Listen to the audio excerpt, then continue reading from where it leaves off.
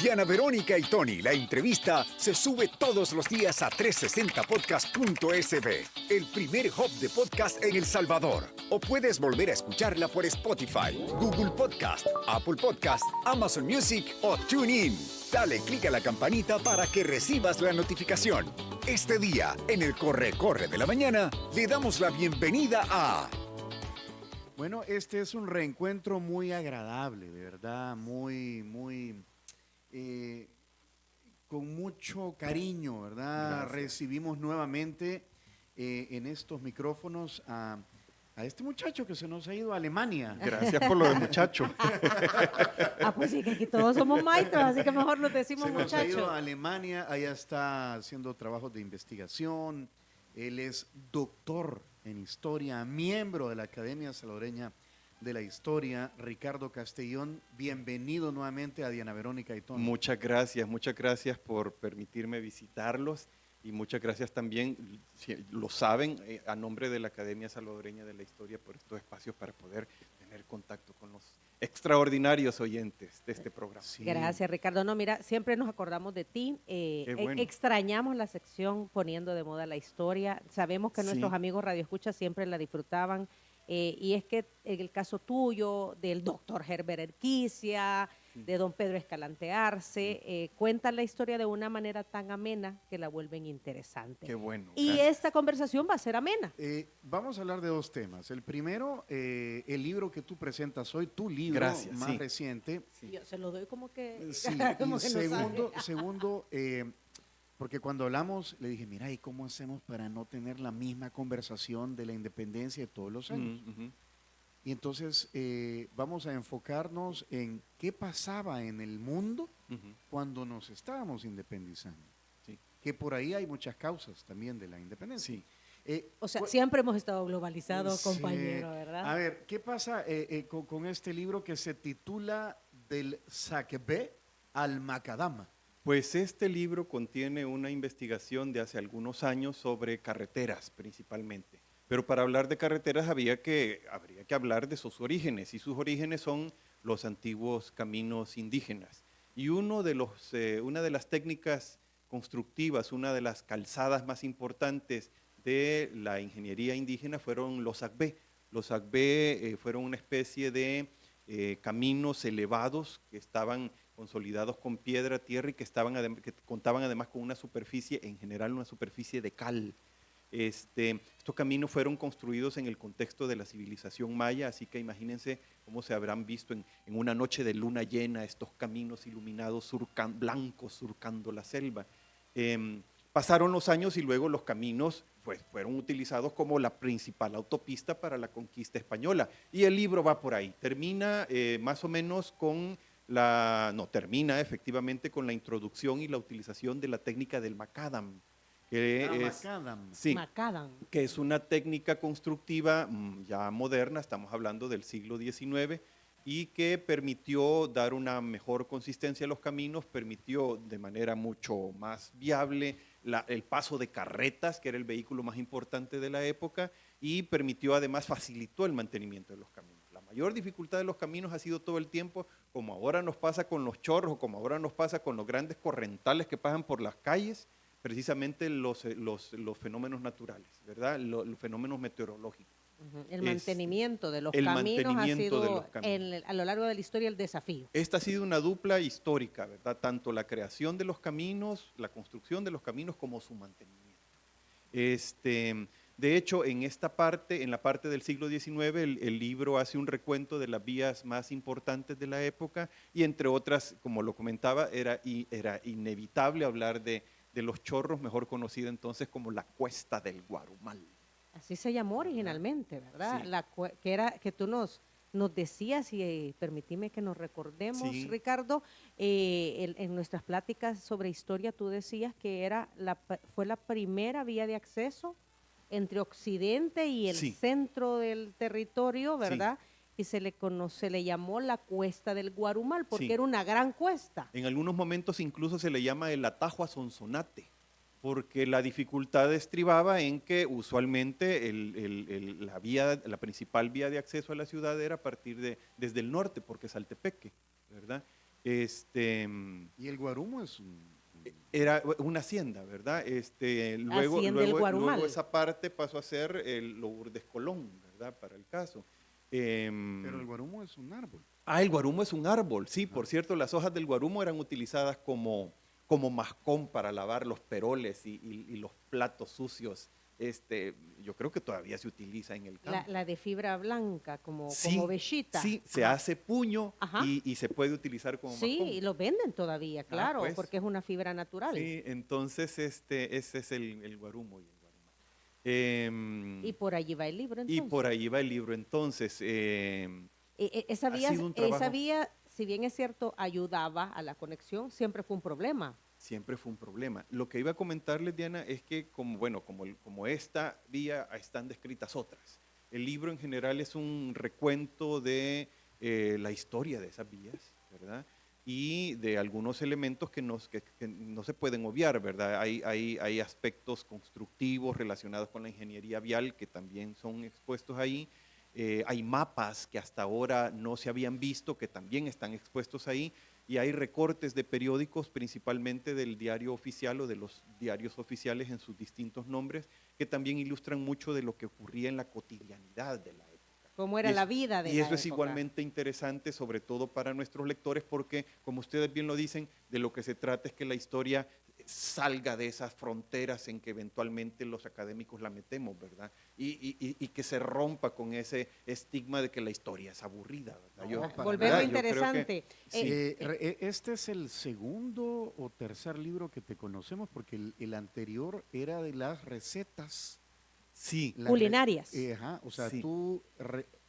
no sé si la palabra es recrear, pero trajiste nuevamente las recetas de la cocina, pero era española, ¿era de la colonia o era de la bueno, en realidad se refiere al periodo colonial en Ajá. general y a lo que podemos llamar el mestizaje culinario, Ajá, ¿verdad? el mestizaje Hay un libro culinario. más, el de... Ahí y se creo que generó de la ese- fusión de Ahí sabores. se generó la fusión Ajá. y de ahí el impulso que ahora se procura estimular como para que generemos nuevos platillos, por ejemplo. Pero como ese libro también hay uno más, como el de la comida, no sé si antes hablamos de ese, el de familias. Se llama Secretos de Familia. Ah, sí, y no sí, sé sí, si, sí, y sí. si no, no sé si hemos hablado de ese, porque ese es igualmente interesante. De hecho, yo hay algunas cosas de esa investigación que les quisiera compartir hoy precisamente a propósito de la independencia, porque es que es la cotidianidad de nosotros, ¿verdad? Sí, son cosas que no figuran en la historia oficial y ya no Ajá. podemos seguir pensando solo en historia oficial. Ya no se puede, pues todos nosotros somos actores de la historia, ¿verdad? Entonces, de eso se trata. sí. Bueno, entonces para ir finalizando con el libro, lo estuve hojeando ahorita que tú mencionabas que tenía mucho dibujo, y estos dibujos son los originales. Esos son los mapas originales. los mapas sí. originales Sí, sí, que sí. los vemos en la portada y en la contraportada, Sí. así se Qué ilustraban. bonito, qué bonito. Ajá, sí. sumamente. Son unos mapas preciosos de principios del siglo XVII que, por cierto, luego fueron secuestrados por los ingleses y reproducidos por los ingleses en la versión inglesa. En el libro también aparecen algunos de la versión inglesa y es igualmente interesante ver cómo aparecen las descripciones traducidas al inglés, ¿verdad? Por ejemplo.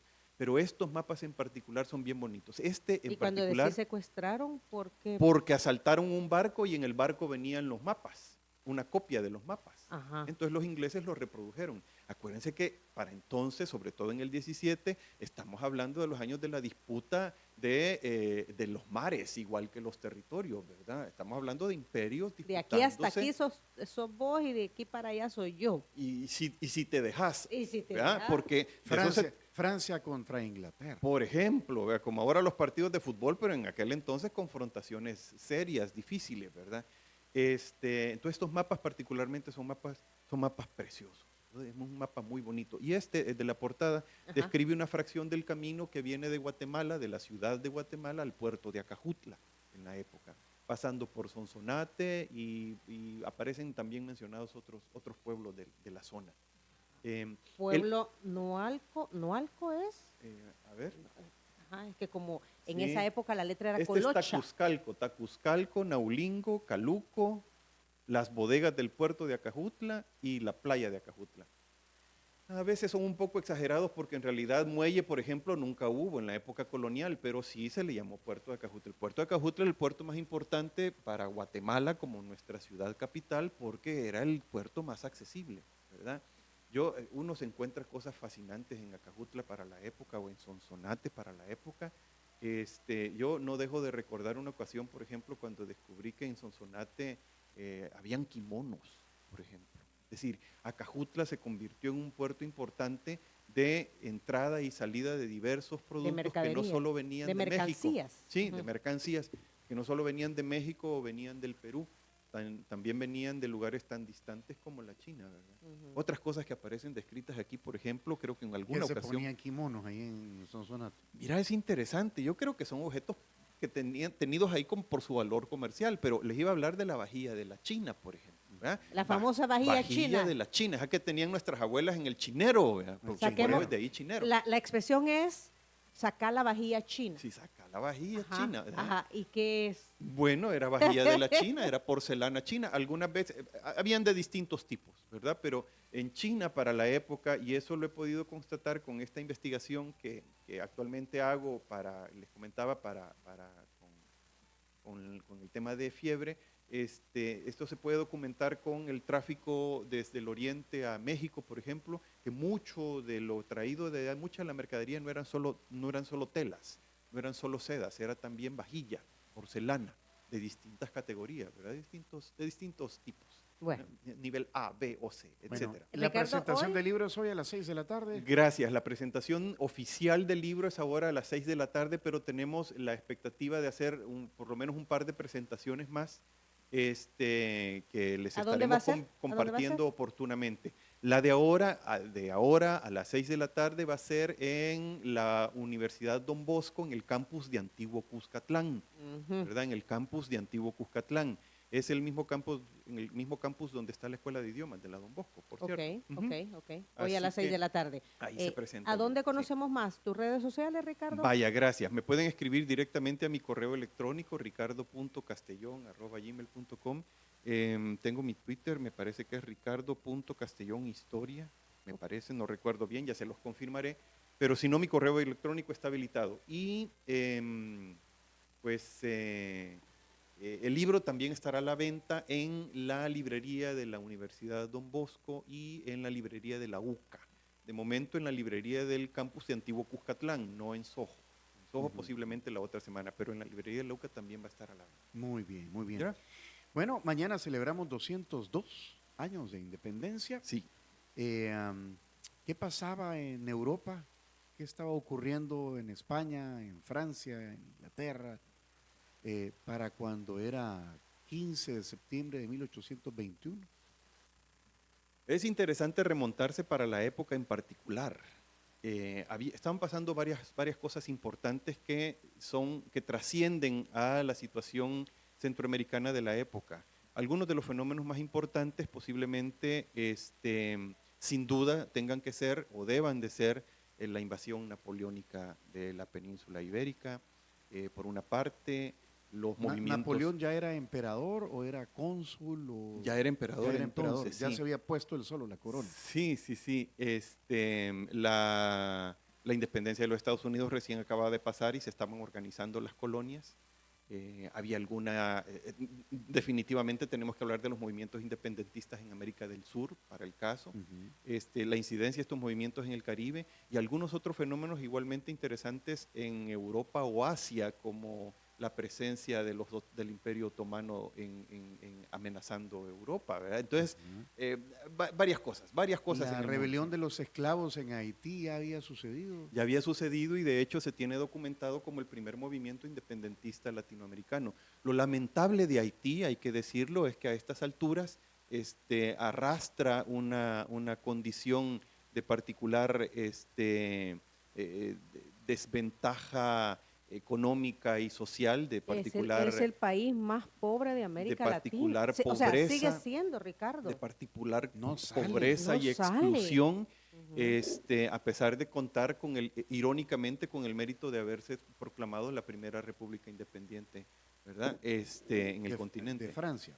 Sí. De Francia. Entonces, Es complicado. El tema de las independencias visto en perspectiva es un tema definitivamente complicado, sobre todo si comparamos el presente con el pasado, ¿verdad? Les decía, por ejemplo, que, esto es hablando de Napoleón. Napoleón. La incidencia de la invasión napoleónica en España es importante porque lo que determinó, derivó en una suerte de vacío de poder, se llamaría. Es decir, ¿quién mandaba entonces? ¿Verdad? ¿Quién mandaba entonces en las colonias? ¿Verdad? La invasión napoleónica provocó, por una parte, una reacción particular de resistencia dentro de España, pero además provocó una reacción particular en el continente americano y en las antiguas colonias porque propició condiciones de independencia que hasta entonces no se esperaban tener, ¿verdad? O sea, en América se visualizaba que allá en Europa estaba pasando algo que estaba debilitando a España, sí. Y dijeron, bueno, si es que ellos se están debilitando, este es el momento. Bueno, ¿para qué? y que claramente implicaba que no había rey, ¿verdad? Es decir, si hasta entonces, imagínense, es como si de pronto se van los papás de la casa, ¿verdad? Y te la dejan, vaya, pero te dejan la llave del carro, la llave de la casa y te dejan pisto. Ajá. ¿Qué había pasado? Y mis papás desaparecieron, no están, se fueron y me dejaron toda la casa a mí. Ajá. Era una situación bastante particular. Obviamente estamos hablando de una comparación bastante pueril, pero se trataba de una situación parecida. Eso era lo que estaba ocurriendo en general. Y ya ideas de independencia ya se habían colado por Latinoamérica, ¿verdad? Por el continente. Entonces era como una especie de tentación, una situación bastante particular de crisis que había que saber cómo manejar, ¿verdad? O sea, se fue el rey Fernando VII Sí. y gobernaba España un hermano de Napoleón. Gobernaba España José Bonaparte, que los españoles, por cierto, apodaron José Botella.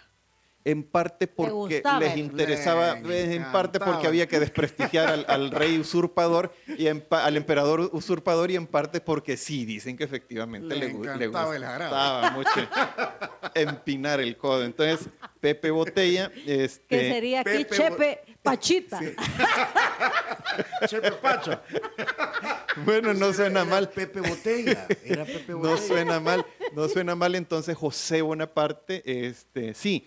El evento extraordinario, el evento político al que dio paso la situación esta particular en la península ibérica, en España, fue la aparición de lo que se conoció como las Cortes de Cádiz y lo que se llamó como la redacción de lo que se conoció como la Constitución de Cádiz. La Constitución de Cádiz digamos que fue la iniciativa mejor confeccionada en términos políticos para explicar el vacío, para llenar el vacío de poder y conferir y en la práctica confirió, y en teoría también, confirió o procuraba conferir una serie de beneficios a las colonias que hasta entonces habían resultado imposibles con la figura del rey como monarca, ¿verdad?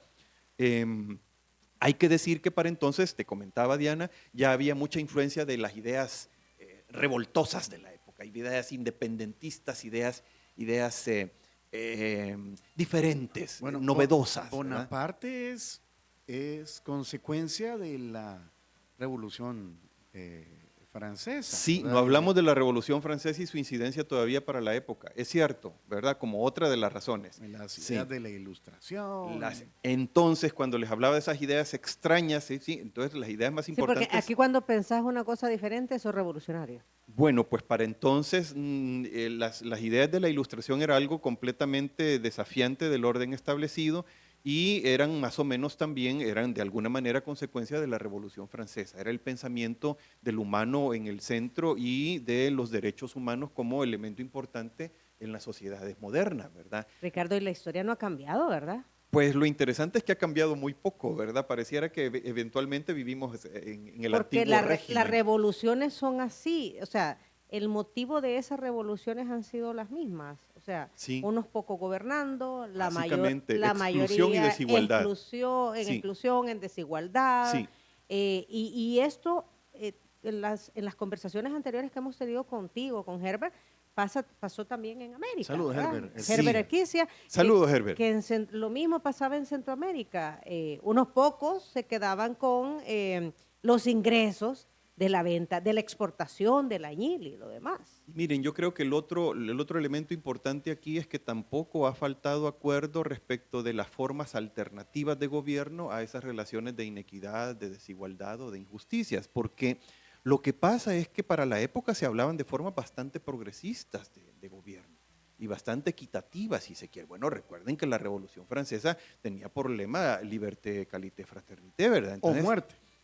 Entonces, bueno, sí, entonces lo difícil que resulta ser precisamente cuando ocurren las transformaciones históricas, las revoluciones para el caso, cambiar la forma de gobierno, cambiar la forma en que se está manejando las relaciones económicas de manera más equitativa, ¿verdad? Una de las cosas interesantes, para retomar el tema de Cádiz, una de las cosas interesantes de los estatutos gaditanos es que el estatuto gaditano es que los ciudadanos eran iguales. Y se reconocía para el caso, y es un fenómeno que a mí particularmente me llamó siempre la atención, se reconocía el caso de el ser español, ¿verdad? Todos pasaban automáticamente a ser españoles, incluidos los habitantes del territorio continental americano, continental y sus islas, ¿verdad? Entonces, entre otras cosas interesantes, las representaciones de las provincias centroamericanas estuvieron presentes en reuniones de las Cortes de Cádiz, porque también se trataba de eso, era una especie de ejercicio consensuado de las colonias y de su participación, se llamaban diputaciones provinciales o representaciones provinciales, y participaron de esas iniciativas. Es curioso, pero en los documentos de la época, perdonen, no puedo dejar de comentarlo, pero por ejemplo, en las actas de nacimiento, en algunas actas en actas de nacimiento de algunas poblaciones en la época en Centroamérica, ya no aparece consignado indio, ladino o español, por ejemplo, cuando se habla de la calidad de los individuos, de la raza, entre comillas, de los individuos, se habla de ciudadano, por ejemplo. O ya no se le pone la calificación y luego se retoma. Es que el proyecto de Cádiz finalmente fracasa cuando Napoleón se retira, cuando José abandona el trono y cuando vuelve… Agarró avión, y cuando vuelve Fernando, ¿verdad? Porque Fernando, bueno, era el rey, ¿verdad? Miren, perdonen, pero yo aquí sigo existiendo, ¿verdad? Y la forma de gobierno que yo tengo sigue también siendo vigente. Hubo una reacción en España, en la misma España, por causa de eso, y hubo reacción en las colonias que derivó en la independencia. Bueno, mira que siempre es interesante. Hablaste del Imperio Otomano también. Y se fue Pepe Botello. Se fue Pepe. Es que agarró avión. Sí. Tenemos que ir a la pausa, dice la producción. Mira. Pero antes. Bueno, le vamos a hacer entrega ya a Ricardo. Aquí promovemos siempre el consumo local, Ricardo. Y tenemos a Cherito Aquí tengo Café. en mis manos una bolsa de Cherito Café, mira. Y es el carrito El Vaya, Cherito. ¿Tú tenés algunos detalles del Cherito? Esta bolsa es para ti, te la entregamos. Muchas gracias. Tú como buen historiador. Del Cherito se va a hablar en la continuación de este libro de carreteras, por cierto. Ajá. Porque es historia, pues un hito en la industria automovilística centroamericana y salvadoreña, ¿verdad? Ensamblado en El Salvador. Por supuesto, sí. En 1976, si no mal recuerdo, Sí. ¿verdad? Y se le nombró Cherito. Pero el Cherito no solamente te lo estamos regalando gracias a nuestros amigos de Cherito Te Café. presento a Leo. Leo de Cherito Café. Un gusto. Sino que Él también, es barista, ha ganado premios nacionales e internacionales. Muchas gracias. Trabaja para Cherito Café y ha preparado, no sé en qué método. Ya nos va a contar. ya nos va a contar porque ahorita nos está sirviendo. Esto es un privilegio en realidad, Tony. Sí, que venga ¿Verdad? Leo. Que venga Leo, que nos prepare en vivo el Cherito Gracias. Café en los diferentes métodos. Sentir este aroma del café recién hecho, ¿verdad? No, eso no tiene precio, Ricardo Castellón. Este micrófono, Y más Leo. para Ricardo que vive al otro lado del mundo, estar sintiendo estos olores aquí Sí, por supuesto. en El Salvador Leo, bienvenido, como siempre. Buenos días. Buenos días. ¿Qué tal? ¿Cómo estamos? Te presentamos al doctor en historia, miembro de la Mucho Academia gusto. Salvadoreña de la Historia, Ricardo gusto. Castellón, quien está aquí por un breve tiempo, porque él está haciendo trabajos de investigación en Alemania. Y bueno, como decía Diana Verónica, seguramente extrañas el café. Bueno, te vas a llevar esa bolsa. Sí, muchas gracias. Y quiero degustarlo en este momento. A ver, ¿puedo ya? Bueno, Claro que el sí, por experto, supuesto. Usted nos da permiso. Denle un poquito de oxígeno, si gusta, van a disfrutarlo mejor. Y también para disfrutar un poco más la sensación, sórbanlo como cuando nuestra mamá nos regañaban al Sí. tomar sopa. Van a sentir un poco más de... Haciendo ruido. haciendo ruido. Hay que ruido. tomarlo haciendo Así, así. ruido. Ujú, ujú. Leo, ¿qué nos has preparado ahora? Este ¿En es qué un método? zampacho, honey. Viene de Finca Las Veraneras, de Aguachapán, de Laura Rubio, y es gracias a Tierra Bendita. Vea. Así se llama. ¿Qué es La Tierra finca. Bendita? Tierra Bendita es un conjunto de fincas con las que trabajamos nosotros como Cherito, apoyando la agroecología, apoyando la diversificación de productos y todo ese conjunto de cosas que hacen que Cherito sea uno de los mejores Leo, cafés. ¿qué método has utilizado hoy? Utilicé una B60. O la B60, B60, para, así ¿para qué? Hacer el cherito para café. hacer el La café taza. Cherito de hoy. ¿Cómo le pareció, don Ricardo Castellón? Una nota muy dulce, Mire, bien bajo rico. en acidez. Tengo la sensación que al final tiene un regusto particular, ¿verdad? Así Es como Nibs, Cocoa Nibs, chocolate ¿verdad? Sí, amargo. eso me ha llamado particularmente Así es, la así es. atención. Sí, bajo en acidez, la verdad, es muy dulce, Sí, muy no dulce. se siente ácido. Muy dulce. Que es lo que Así suele es. ocurrir con los cafés convencionales. Así Ah, es. No, Qué este rico. es muy buenísimo. Este la es verdad. otro Gracias, nivel. Gracias, Leo. Así Gracias, es. Cherito Café. ¿Verdad? Muchas gracias. ¿A dónde va a estar Cherito Café este fin de semana largo de Em, Independencia? Pues para este domingo tenemos un evento privado. No sabría decirle dónde es todavía, pero sí ya estamos Ah, bueno. conectados Es que es ahí. privado, ¿verdad? Es privado. No podemos Va a ser llegar. exclusivo, va a ser exclusivo. Pero igual en redes sociales estamos ahí anunciando dónde vamos a estar. Y usted Bueno. puede adquirir Cherito Café a través de sus redes sociales. En Instagram y en Twitter lo encuentra como @cheritocafé.sb. Gracias, Leo. Así es. Gracias Vamos a a la ustedes. pausa. Buen día.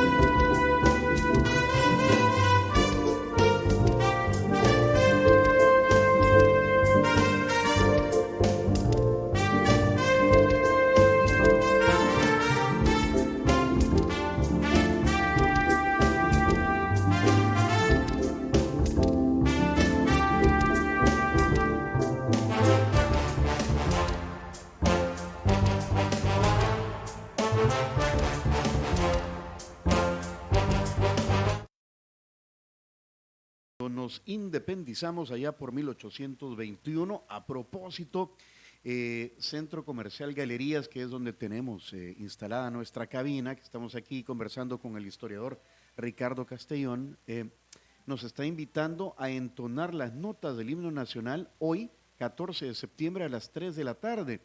Y luego, Diana Verónica, nos invitan a que disfrutemos de la presentación artística del grupo Nixapa, que ya están ensayando, allá abajo lo viste, ¿verdad? ¿Qué viste, Ricardo? Ya escuché las pruebas de sonido y entre otras cosas, el pájaro picón, el carbonero y... El torito Pinto. Sí, el Torito Pinto lo estamos oyendo recientemente.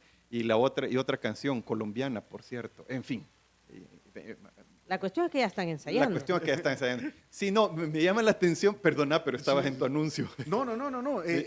Me llega porque Sí. pues sí, es un centro comercial, pero pues sí, están invitando a la gente a ser partícipes Sí. del espíritu Sí. patriótico de la independencia. Sí, todo lo que esté relacionado con sentirse orgullosamente salvadoreño, ¿verdad? En el marco de la independencia, que como decía Ricardo, y vayamos a eso, hay que hablar de qué en realidad pasaba en la independencia y dejar un poco lo que nos han contado, ¿verdad? Pero qué bueno que el Centro Comercial Galerías pues esté haciendo esta actividad. Entonces la convocatoria es hoy, 3 de la tarde. 3 de la tarde. Plaza Central. Plaza Central, aquí frente a la casona. Ricardo, mencionaste los movimientos también de la ilustración, de las nuevas ideas, de libertad, de pasar de ser súbditos a convertirnos en ciudadanos, Sí.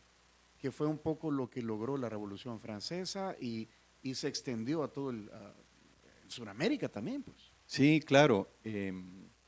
Estábamos más o menos a la altura de las Cortes de Cádiz, ¿verdad? Y del regreso de De Fernando. Fernando VII. Fernando, El rey. a propósito de motes, Fernando por su parte fue en su momento el deseado, ¿verdad? ¿En qué sentido? Porque se suponía que era el rey que tenía que volver, ¿verdad? Ajá. Sin embargo, luego hubo muchas decepciones respecto de su reinado y también pasó a conocerse como el rey felón, por felonía, por traición, por malos tratos. Vaya, pero hay algo que no entiendo. Las Cortes de Cádiz hablaban ya de ciudadanos, no de súbditos. Pero Exacto. vuelve la monarquía. Sí, exacto, vuelve ¿Y la entonces? monarquía. Entonces se producen las independencias. Se produce la independencia centroamericana, por ejemplo.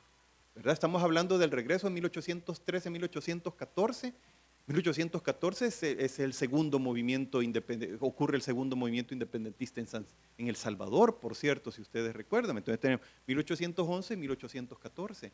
Es decir, lo que vino a provocar la ausencia real y la ausencia del rey español y el proyecto de Cádiz fue a alimentar el sentimiento independentista. Ahora, hay varias cosas que decir respecto al movimiento independentista y una de ellas es que se trató fundamentalmente de un movimiento relativamente pequeño que sí, en algún momento contó con mucha aceptación y que históricamente ha dado mayor protagonismo a los próceres. Pero abandonando el asunto, creo que creo que lo que les quiero comentar es que con relación a la independencia, cada vez cobra mayor,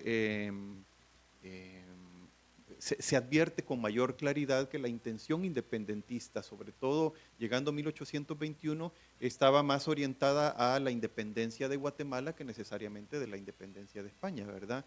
Y era porque Guatemala concentraba un importante poder en términos económicos del que los sansalvadoreños y los sonsonatecos con el que se sentían afectados, ¿verdad? Hay luego una nueva firma de la firma de otra acta de independencia en 1823 que, como en lo que menciono, también está cobrando mayor relevancia, es decir, fue la firma de la independencia total, porque recuérdense que entre 1821 y 1823 ocurrió la invasión mexicana, ¿verdad? Esto es interesante porque el propósito de la invasión mexicana era vencer la resistencia de San Salvador y de San Vicente a la anexión a México, ¿verdad? Creo que ya lo hemos hablado en otras ocasiones. Hemos hablado la cabal de intención eso. era que Centroamérica se quedara con México y que entonces fuera un territorio mucho más extenso, ¿verdad? O Con sea, la idea desde México hasta hasta Costa Rica. Hasta Costa Rica. Sí, sí, sí. Ajá. Una sola nación. Una sola nación. Es más o menos el propósito de la Federación Centroamericana que nace a partir de la Constitución del 24. Es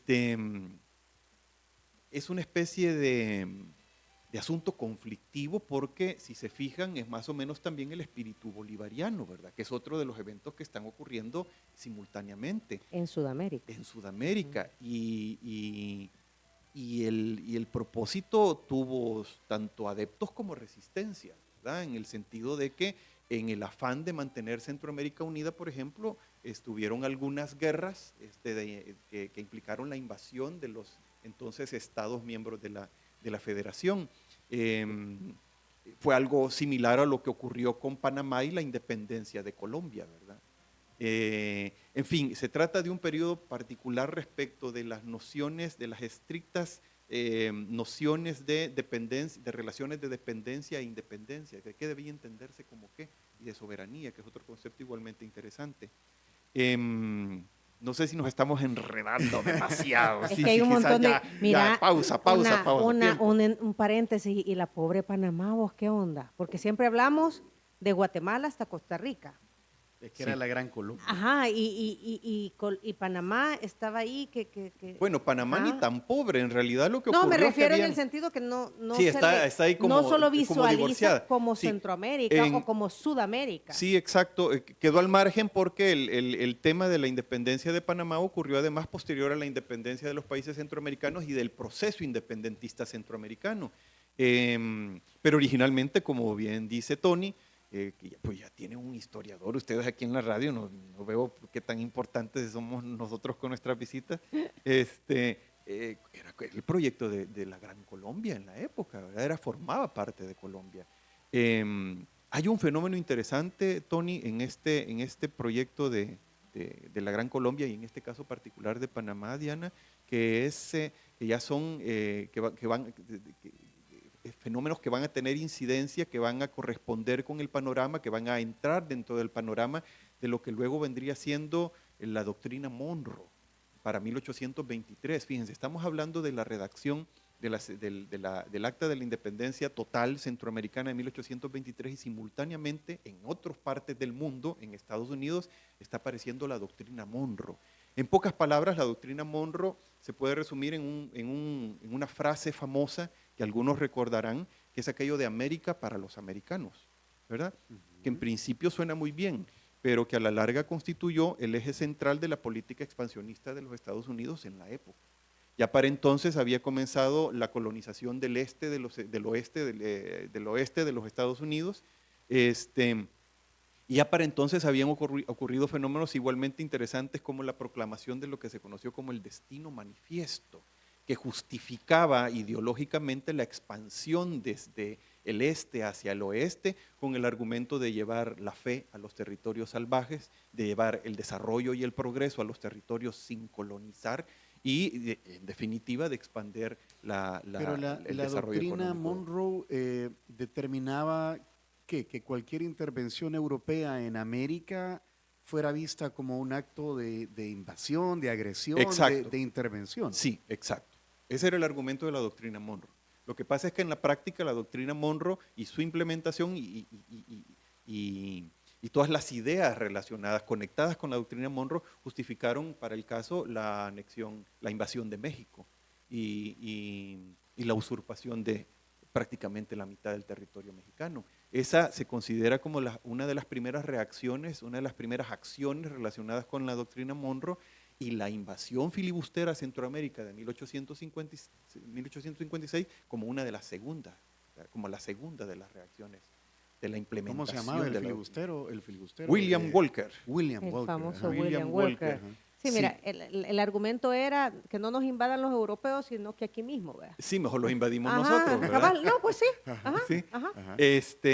Esa mentalidad de los Estados Unidos se puede percibir años después y se puede percibir todavía en la actualidad, de hecho. La relación de cercanía, por llamarlo de alguna forma, que tenemos los salvadoreños, los centroamericanos en general, hacia los Estados Unidos, sigue teniendo vigencia, ¿verdad? Y el hecho de que muchos salvadoreños todavía ven en los Estados Unidos el referente de sueño a realizar, también tiene que ver con esa idea. Bueno, se le ha llamado, se le sigue llamando el sueño americano, El sueño buscar americano. el sueño americano. Sí, sí, sí. Es irónico, diría yo, porque si la doctrina Monroe lo que proponía era que América fuera para los americanos, que ahora los americanos que buscan a América, entiendas Estados Unidos, una palabra con la que yo tampoco estoy de acuerdo, que los americanos que ahora buscan los Estados Unidos sean rechazados por ese lugar que se suponía que los abanderaba en el eslogan de América para los americanos, ¿verdad? Pero bueno. Esos son otros 20 pesos. Esos son otros No, 20 lo que pasa es que tuvo otro tipo de desarrollo económico, ¿verdad? Que ese es el famoso sueño americano, ¿verdad?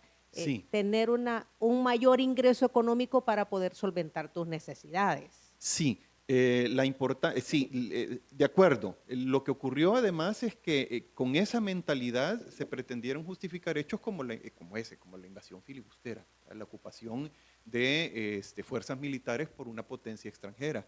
Pero volvamos a Panamá, porque estábamos en Panamá.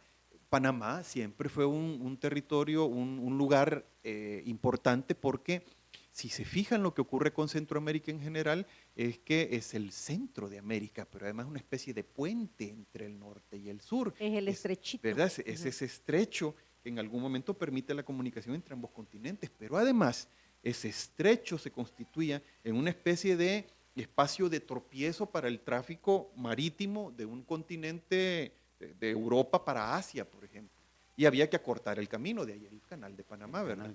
Inicialmente se trató de un canal seco, que luego además fue un carril. Lo comenzaron los ferrocarrilero. franceses Sí, sí. y lo abandonan por la malaria, por el Entre otras cosas. Sí, zancudero ahí. sí, terrible. Ajá, y entonces lo retoman nuevamente, vamos, Estados Unidos. Los Estados Unidos. Que mantienen una especie de control y hay una mini estado. Mini Hasta colonia. el Tratado Torrijos-Carter. Ajá. Entonces, esa condición de paso de Panamá fue observada desde la era colonial, ¿verdad? Fue observada en la era colonial. Fíjense que en correspondencia... Aquí hay una oportunidad de negocio. Sí, no, por supuesto. Miren, fíjense, por ejemplo, que ya para el siglo XVI hay un proyecto bien interesante en Centroamérica a propósito de las carreteras que pretendía unir el Golfo de Fonseca con la costa de Honduras, más o menos allá por la zona de La Ceiba. Un tramo todavía como de 300 kilómetros, pero se consideraba que era más factible que Panamá porque ya desde entonces era problemático el tema del cruce por la selva, lo que implicaba en términos de enfermedades y de muertes, de todas las incomodidades para el viajero. Se consideró, fue tan importante, era tan difícil el paso por Panamá que se consideró una opción. Al final ya no ocurrió. Pero una opción seca. Pero una opción seca, sí, al final ya no ocurrió. Pero a lo que voy es que Panamá encajó con los planes estratégicos de expansión también de Estados Unidos en su momento. Y de ahí viene el interés porque aparezca segregada de la Gran Colombia en un primer momento y luego pues, que aparece prácticamente aislada de Centroamérica. Y lo que pasa es que Panamá se agregó mucho después, ¿verdad? Por eso es que Sí. se habla de Guatemala a Costa Rica, Sí. pero no se habla de Guatemala. Es más, Panamá creo que entró ya mucho después al SICA, a todos estos organismos Sí, centroamericanos. efectivamente, sí. Ajá. Además, la audiencia de Guatemala, lo que se conocía entonces como la audiencia de Guatemala o la Capitanía General de Guatemala, llegaba hasta Costa Rica. Como dice Tony, Panamá formaba parte de la Gran Colombia. ¿Verdad? Hay un territorio ahí también en disputa entre la Gran Colombia y Costa Rica que terminó afectando Tamaño. la administración territorial costarricense, sí, muy parecido al problema que todavía recién teníamos con los bolsones hondureños. Pero bueno, volvamos, Sí, perdón. No, pero a ver, estamos enterándonos de otras cosas, lo que pasaba alrededor. Sí. ¿Verdad? Hablaste del Imperio Otomano también. Bueno, el Imperio Otomano ya para entonces era débil y lo interesante en cualquier caso era que este tipo de configuraciones imperiales todavía tenían alguna presencia en Europa y en Asia y también de alguna manera incidían en la configuración mundial. China, por ejemplo, es otro de los polos interesantes de la época que poco se han tratado además y que tenían que tuvieron de alguna manera incidencia, sobre todo en términos económicos, en términos comerciales. Fíjense que el caso particular de China, a mí me parece que definitivamente tenemos que trabajarlo más. ahora en Europa se está volviendo la cara a China por razones obvias, pero históricamente, por ejemplo, la expansión china de los siglos XVI y XVII está justificada por la aparición de las primeras especies americanas. Esto es interesante porque la dinastía Qing pretendía, tenía el sur todavía como una de las regiones más remotas y por conquistar. Y la introducción, por ejemplo, de especies como el maíz permitió que colonos pudieran migrar desde las regiones del norte hacia el sur y sobrevivir, ¿verdad? Y subsistir con el maíz en las regiones del sur hasta entonces poco habitadas, ¿verdad? Por eso es interesante, era interesante cuando proponías qué más pasaba en el mundo. Estas relaciones, estas mixturas mundiales son igualmente interesantes porque hay conexiones y estaban relacionadas, están conectadas a lo largo de la historia de América con otros puntos del globo, ¿verdad? Okay. Las relaciones internacionales, perdón, híjole, y ya son las 9, que mantenía, digamos, la naciente nación centroamericana y después cada uno de los países, ¿con quién era más? ¿Era solo con España o? Era sobre todo con España, yo creo que eso es definitivo, era sobre todo con España, pero habían otro tipo de relaciones que hemos estudiado en general, que, insisto, se han estudiado poco. Miren, por ejemplo, y quizás aquí vamos a hablar de cosas más prácticas, más livianas si quieren, pero igualmente importante. Por ejemplo, en los documentos en el siglo XVIII, uno advierte la presencia de negros, como se los describen los documentos, voy a usar esa denominación, en Sonsonate provenientes de las Antillas, ¿verdad?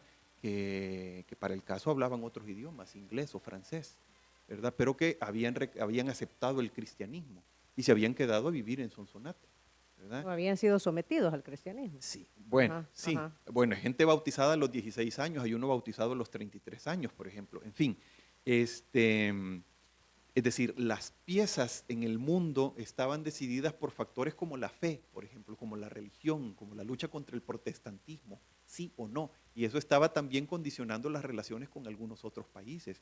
Pero igualmente en territorio centroamericano y en territorio particularmente salvadoreño, uno encuentra gente de procedencia francesa, ¿verdad? O gente de procedencia inglesa que ha abrazado el cristianismo. Acuérdense que el mayor desafío era precisamente el protestantismo en Europa. Entre otras influencias. Creo que otra de las cosas que nos hacen tener idea de cómo estaba presente el mundo en Centroamérica en la época son cosas como tan simples como la difusión de la vacuna contra la viruela, ¿verdad? El doctor Celis, aprisionado, tomado preso, por cierto, después del levantamiento de 1814 en San Salvador, fue, si no el más importante, uno de los más importantes propulsores de la utilización de la vacuna contra la viruela, inoculando los fluidos de las vacas, ¿verdad? Porque era la forma que se tenía de crear el líquido para inyectar en los niños, ¿verdad? Bueno, para inyectar, para introducir en el sistema a los niños. Otro de los avances importantes en la medicina, para el caso, tiene que ver con la aprobación y con la ejecución de la operación cesárea, ¿verdad? Que para entonces todavía se veía con recelo porque no era la práctica natural del nacimiento de los niños en la época, ¿verdad? Entonces, cosas así van apareciendo y que nos hacen pensar de cómo El Salvador estaba incluido, lo que vino a ser El Salvador, estaba incluido en los fenómenos mundiales, ¿verdad? Muy bien. Ricardo, se nos terminó el tiempo. Son las Híjole. 9 de la mañana Ay, con hombre. 2 minutos. Invitamos a la audiencia, como tú lo mencionaste al inicio de la conversación, a la presentación del libro. Recordemos. Es en la Universidad Don Bosco, el campus de Antiguo Cuscatlán, hoy a las 6 de la tarde. Pensamos montar un par de presentaciones más y si nos lo permiten, nos estaremos compartiendo la información para Por que supuesto. nos Bueno, ayuden. por Por supuesto. supuesto. Del SACB al Macadam. Al Macadam. Sí, Ajá. sí. Ok. Caminos, carreteras y movilidad El Salvador, siglos del 16 al 19. Gracias, Ricardo. Qué bonito reencuentro. Hemos hablado de todo un poco ahí. Sí, es cierto. No, ahí Siempre pasa. Nos va llevando la conversación, pero pretendíamos pues entender nuestra independencia a partir de lo que pasaba en otras partes del mundo. Feliz fin de semana largo para todos. Feliz y nuevamente. productivo, porque Sí, gracias. tendrás mucho trabajo. Sí. Y bueno, si quieren volver a escuchar esa entrevista, pongan atención a lo siguiente. Si quieres volver a escuchar esta entrevista, ingresa a 360podcast.sb, el primer hub de podcasteros salvadoreños. Sigue a Diana Verónica y Tony la entrevista en Spotify, Google Podcast, Apple Podcast, Amazon Music o TuneIn.